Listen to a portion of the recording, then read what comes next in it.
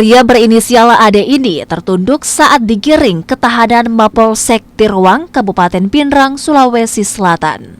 Pria parubaya itu ditangkap polisi pertengahan bulan September kemarin dengan kasus tak biasa. Ya, AD ditahan lantaran kepergok mencuri pakaian dalam wanita. Pelaku bahkan nyaris dihakimi massa lantaran kedapatan mencuri pakaian dalam di malam hari.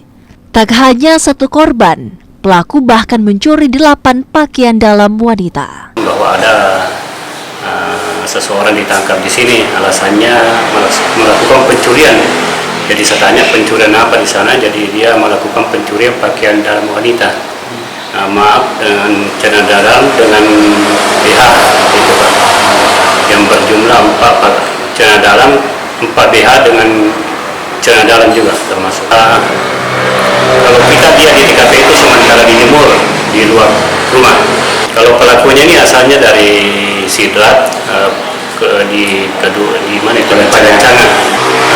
Alasannya pakaian dalam itu dia pakai setelah menonton dia lihat itu pakaian dalam, artinya nafsunya semakin tinggi.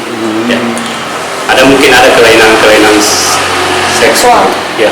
AD kini ditahan sementara di Mapolsek Tiruang untuk kepentingan penyelidikan lebih lanjut. Sudin Syamsuddin, Kompas TV Pinrang, Sulawesi Selatan.